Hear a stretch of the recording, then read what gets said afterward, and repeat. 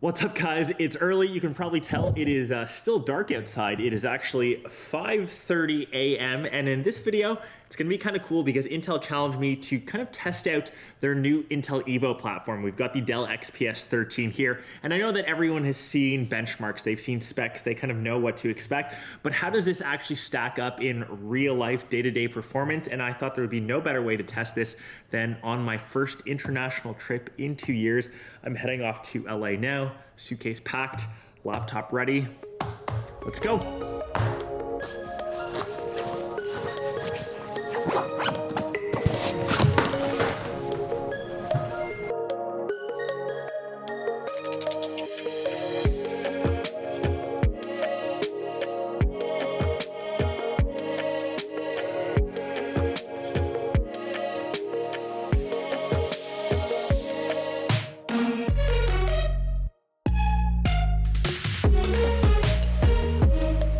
What are you doing over here, dude?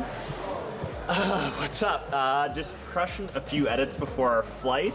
Actually, I don't know if some of you know, maybe not. I actually got engaged last week, a week before this flight. Oh, look at the cute Link just sitting there. The cute little beauty. Humans are getting married. But yeah, just crushing some edits, and then we should actually probably get going to our flight. We got a buggy, eh?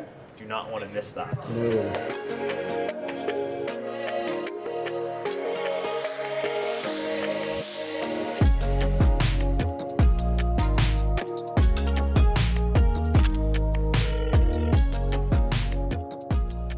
Feels good to be back in the hot seat again. And the trip was a pretty big success, and I actually stopped vlogging, stopped recording content since I just wanted to enjoy some downtime. But I did mention I partnered up with Intel to test out their new Intel Evo platform. We took out the Dell XPS 13. This was the only device that I brought with me, and I still uploaded a ton of content, still maintained my regular workflow. I know a lot of the talk has been around M1, but this is to kind of showcase how Intel still definitely holds its own. And as a little background, the Intel Evo platform is built really around no compromises, still giving you the best performance even in an ultra thin device like this. They've really been engineered for mobile performance, and that's super important, especially now as we hopefully begin to travel again, as we get back into some sort of normalcy.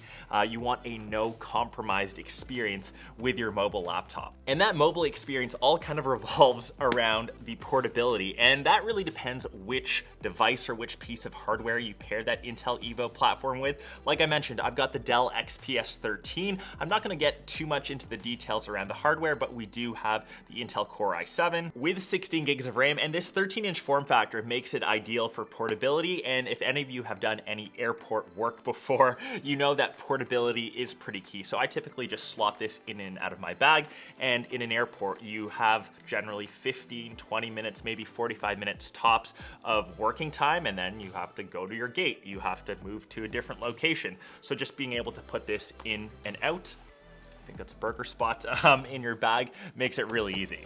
A great thing about the Intel Evo platform, because you're constantly kind of shutting your computer, putting it to sleep, putting it back in your bag and re-waking it up, it does have a super quick boot time, and that's not only from a complete turnoff, but even from sleep. You can see I'm just kind of quickly getting to my computer, and within a second I can get back to my work. That's all optimized through the SSD architecture, and it's actually 40% faster in boot times compared to a 2-year-old laptop. And that used to be the bane of Windows laptops. You'd always walk around with a device like this. You never wanted to put it asleep, and especially in the airport. I was editing in a lounge. I would kind of switch it from a little table to my lap. I changed locations to a different gate. Yeah, not holding your laptop like this or carrying it around open is a pretty big thing. The next big performance change is definitely around the battery life, and the great thing, because I was traveling to LA, it was only around 4.5 hours from Toronto, so from the time that I left home to the time I spent at the airport, around an hour and a half, to the entire flight time, I thankfully didn't have to charge my laptop up once. I typically get around 9 hours out of usage, and I am pushing the device fairly heavily. You can get around 12 to 13 if you have light usage, but maybe the best part is the quick charging. Just charging it for 30 minutes gets you an extra 4 hours. Once again, for those with a hectic lifestyle or always on the go, I'll use my example in the airport again. You never know if you're gonna get a full 2-3 hour charge. charge. Just quickly plugging this in for 30 minutes gets you, the flight distance from LA to Toronto. So that's always great. And typically before, for such a thin and portable laptop, you'd be limited to productivity. Obviously hammering out emails, that's what I do for 2 to 3 hours a day. But if I tried to throw any photo or say even video editing, it would really bog down the device. Now I can easily crush all edits in Lightroom, even in Photoshop. I even did this pretty ridiculous example of bringing this to the beach. I'm not recommending that, but did snap some photos of the sunsets, stuck them onto my computer, and was able to edit them on the fly. And that's all due to that portability, of course, the power. Yeah, probably not advised to take your laptop to the beach. You want to keep this away from sand, but if you want to, you can. And in terms of connectivity, it does have Wi-Fi 6 built in, and I know when you travel, you typically don't have the best connection. It's never as good as you are at home or like me here in the studio, but surprisingly, I did have the best hotel Wi-Fi. I'm not saying that they had a Wi-Fi 6 router, but I was able to upload some of my 4K YouTube vids, and I typically have to downgrade those when I travel to 1080p just because of file size, but I actually posted 2 videos while I was away, and I had no issues. And in terms of actual hardware connectivity, you've got 2 USB-C ports, Thunderbolt 4.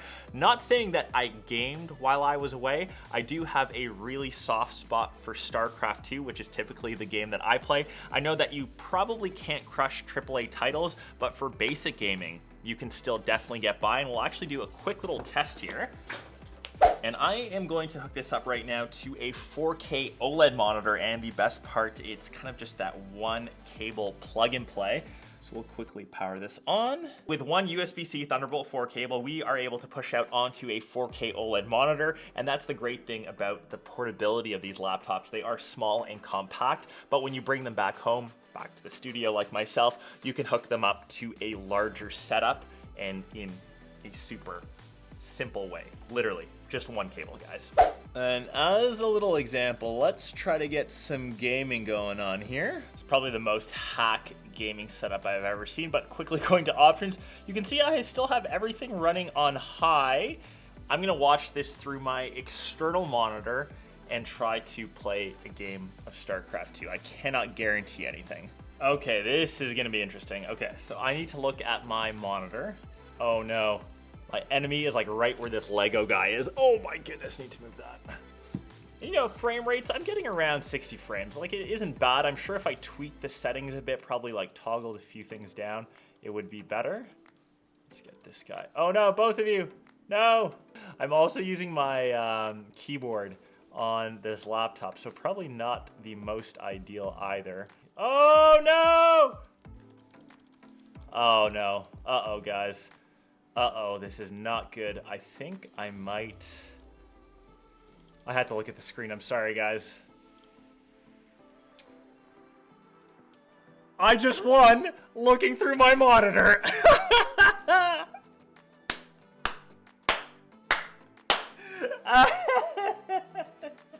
That was the most unofficial gaming test ever. So anyways, that has been my review of the Intel Evo platform, and in my atypical workflow, I kind of span across different areas. In the creative space, I am photo/video editing. In productivity, I am doing emails 2 to 3 hours a day. I am on Zoom meetings for projects or briefs like this all the time. I dabble.